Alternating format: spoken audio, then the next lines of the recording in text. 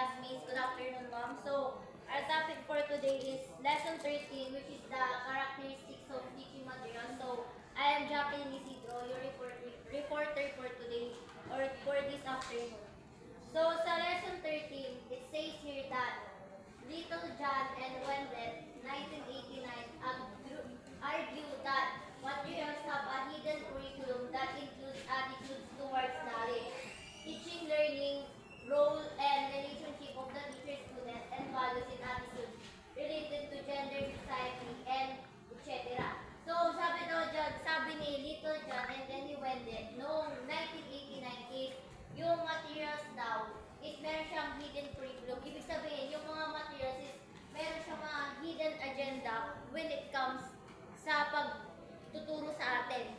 And sabi niya, towards knowledge teaching. So, yung mga hidden curriculum nito is hindi natin napapansin or hindi tayo aware na yung mga materials na ginagamit natin or yung teaching materials na binibigay sa atin is meron siyang mga pwedeng mapakinabangan when it comes sa knowledge, teaching, sa learning, and at the same time, sa teacher and students. So, yun yung sinasabi nila, Little John and then ni Wendell.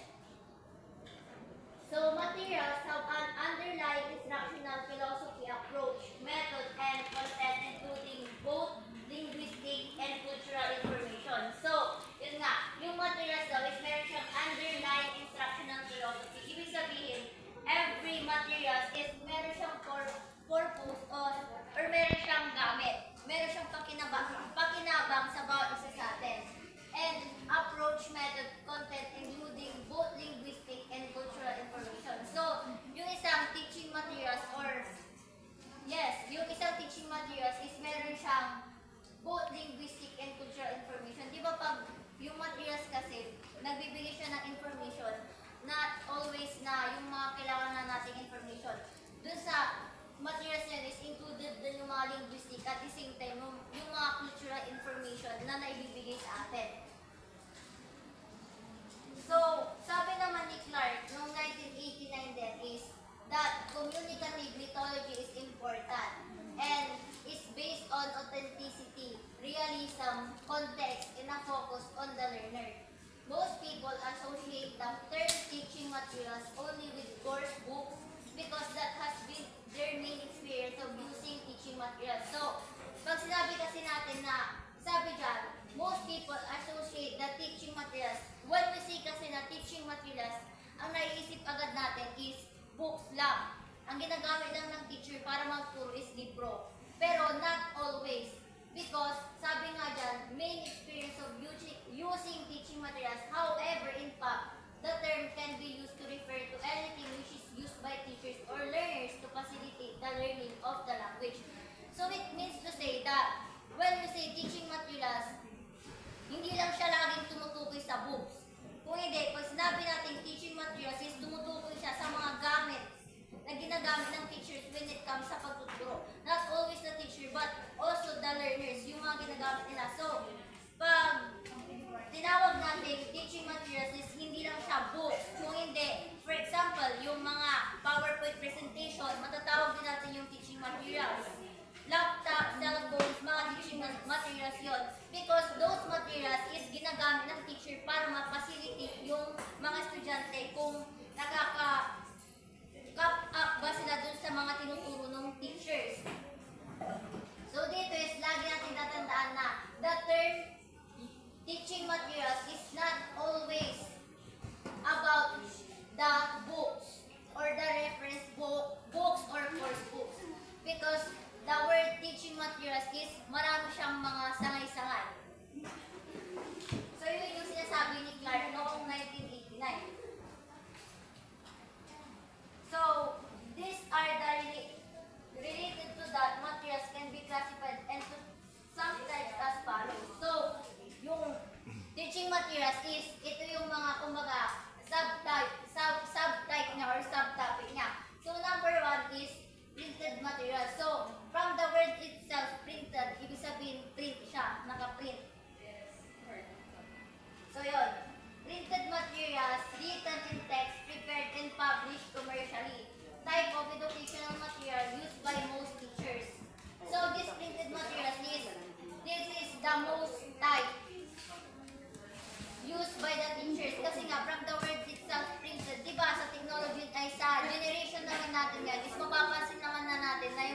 technology talaga yung gumagana, which is printed na talaga yung ginagamit, di ba?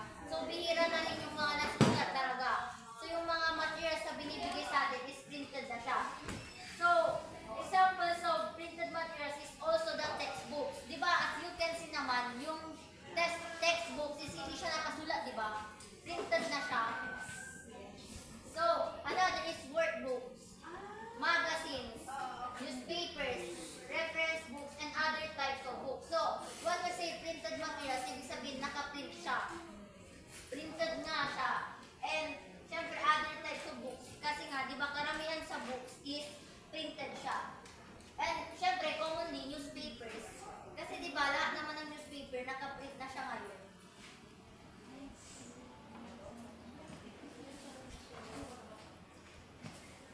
So, another type is the audio materials. So, a variety of sound recordings are included in the educational technology and resources collection. So, available formats, compact disc, audio cassettes, and phono disc or records.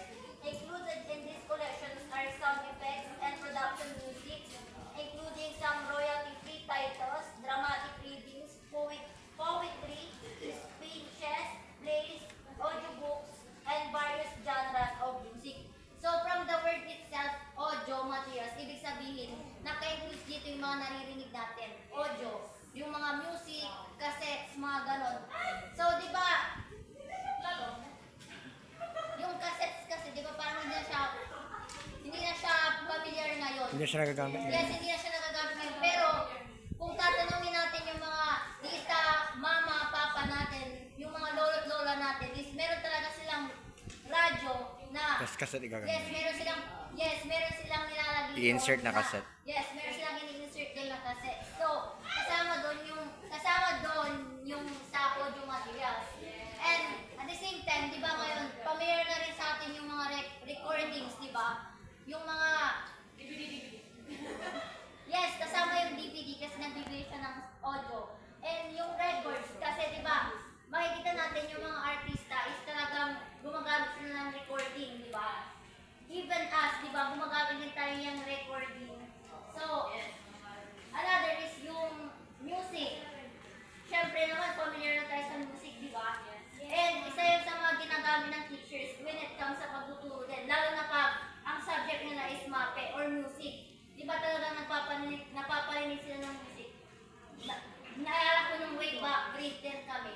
Kasi nga, ang subject namin is mape and music siya. So yung teachers namin or yung teacher namin is, ang ginagawa niya, every time na merong bagong, ano ba, merong isang artist, yung examples niya na mga music is ipapa-search niya sa amin yun and then even download and then yun yung magiging project namin para marinig din ng mga ibang kaklase namin yung mga types of music nung panahon na yun. So, ganun yung gamit ng audio materials. And at the same time, kasama din sa audio materials yung mga poetry, speeches. Pag pinarinig sa atin, naalala ko nung kay Ma'am Angeline, may dito sa Mabisis, nagparinig siya nung kay Michelle Obama. So yung kay Michelle Obama na is speeches siya. So kasama din yun sa audio materials. So lagi lang natin natandaan dito sa audio materials is, ano siya, tanong sa doon na siya, audio, sound. So yan po yung mga examples niya. Itong earphones, Headset. yun nga, headphones, yun, yung may DVD kasi, ito yung, Cassettes. yes, ito yung cassette. Tapos yung DVD, noon di ba, uso yan, yung pinapaburn yung music. Ngayon download Yes, na lang. kasi mayroon ng Spotify. Yes, meron ng Conversion, yes. magko-convert ka na lang. Diba kino-convert na ngayon yung mga music section. Then yung mga microchip, kasama rin yan sa audio material. So another is yung audio visual. So, anong idea nyo dito sa audio visual? Bakit siya audio visual?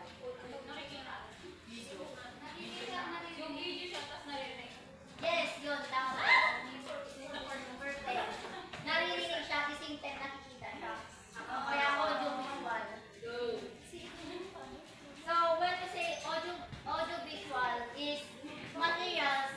To are learn more. the most complete resources for teachers due to availability And and versatility versatility. Audiovisual as electronic use electronic media processing both sound and visual components such as slide tape, presentation, presentations, films, television programs, corporate conferencing. operating services, and live theater production. So they enhance the learning experience of students and teachers. So kagaya ng sabi kanina nila Ma'am Jessica and Ma'am Jeffrey, when we say audiovisual is complete package na siya. Kasi naririnig mo siya, at the same time, nakikita mo siya. So, mga examples nito is yung mga both sa slide tape, presentation, films. Kasi nga, di ba, minsan nagpapa-film showing yung teacher. Makikita nyo doon na may naririnig kayo. At the same time, meron kayong napapanood. So, examples yun. And another is yung television programs. Isa yun sa mga audiovisual. Di ba, ngayon, even sa public is meron na silang television when it comes sa presentation, di ba? So, yung mga teachers, yung mga students is hindi lang nila naririnig yung nandun sa TV at the same time, napapanood din nila, di ba? Lalo na pag bata, di ba? More on bata kasi ngayon is talagang nakatutok na sila sa TV, di ba? So, parang mas engaging. Yes, mas naiintindihan nila. Mas engaging kasi pag meron talagang nakikita, at the same time, naririnig lang. Kasi meron yung iba na mas gusto nila yung may dalawa, audio, visual. Yung iba naman kasi ang gusto lang is yung audio or minsan visual lang. So, when it comes, pag nagtuturo na tayo, isa daw ito sa mga best na gagamitin natin when it comes sa teaching. Kasi nga, meron na siyang audio, sound, at the same time, meron na siyang visual. So, it says here that it enhances the learning experience of the students and teachers. Kasi nga, complete package na siya. So, ito yung mga examples niya. So, pati yung mga projectors is kasama siya sa audio-visual. Kasi nga, di ba, yung projector kasi, di ba, pag nag-connect tayo dyan, di ba may naririnig din tayo, and at the same time, meron din tayong nakikita. So, kasama siya. So, kung mapapansin din natin dito, yung television, laptops, yung mga yun, is kasama sila sa audio-visual. So, recap lang para parang summary conclusion. So, yung topic ko is about siya sa characteristic of teaching material. So, itong mga pinakita ko sa inyo is ito yung mga examples na pwede nating magamit when it comes pag nagtuturo na talaga tayo.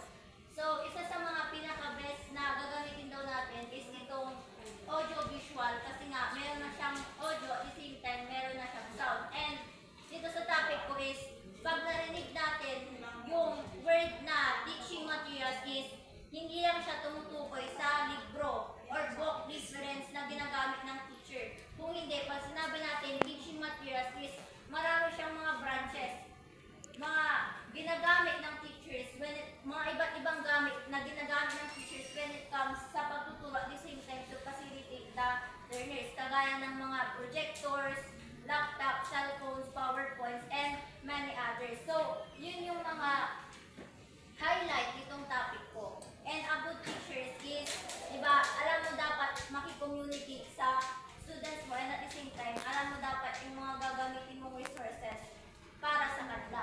So, yung reference niyan is matatagpuan nyo lang sa English 6 module, yung module natin, and at the same time sa Google. So, that's